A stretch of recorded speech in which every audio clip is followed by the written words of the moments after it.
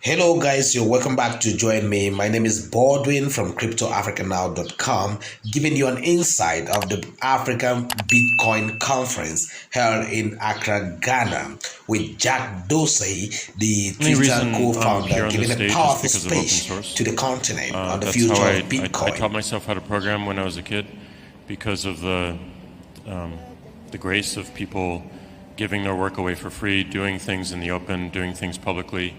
And that was back in the day when I was a kid. It was around Linux, and the open source community was starting to thrive as the internet was getting more and more accessible to people. And there was a bunch of communities on the old system called Usenet. Some of you might be familiar with it, some of you may not.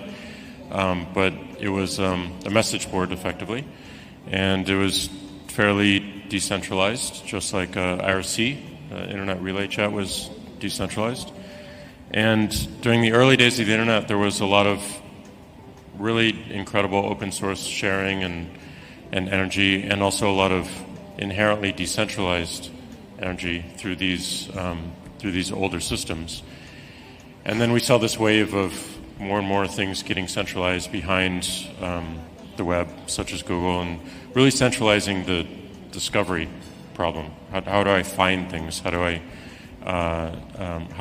find what I want to read about, what I want to understand? But in Usenet, there was a group called Alt Cypherpunks, which were a bunch of fans of cryptography and cryptographers and mathematicians, and the early days of PGP were chronicled there, and just a number of really radical acts and radical people. And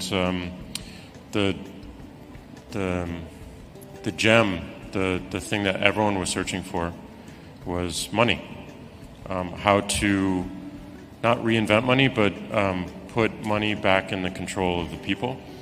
And so I'd been following that and interested in it for quite some time as another way to learn and understand. And I was a punk when I was a kid, and I thought it was just the coolest, most righteous, noble pursuit. But it wasn't until 2008 when things really came together with Satoshi, and whoever that person is or the group of people are, took from so many ideas all over the internet to crystallize into this one moment, which became the white paper. And once I read it in that time, I was like, wow, this is it. This is incredible, because it is open, because it is provable, because it is transparent, because it is visible to everyone. And incredibly, whoever this person is has, kicked their ego to the side and given it to the world. And that, again, an act of grace that I saw early in the open source community, and want to continue to replicate and want to continue to push. So that's how I came to it. Square was starting at the same time as Bitcoin finally got going in 2009. There was a lot of financial energy because of the financial crisis in 2008. So there were a lot of companies that were starting at that time, including our own.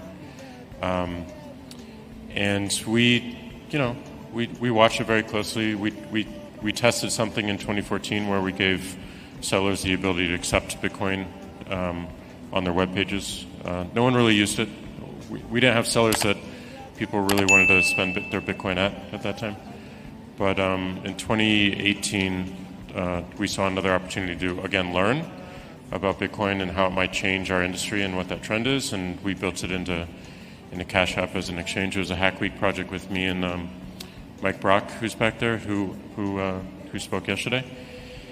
And our only goal was just to be able to convert Bitcoin instantly to buy a cup of coffee, and eventually that translated into the exchange product for a number of reasons. But that still is our goal. We're not in it to build an exchange. We're in it to help the internet realize a native currency, and therefore help the world realize a native currency.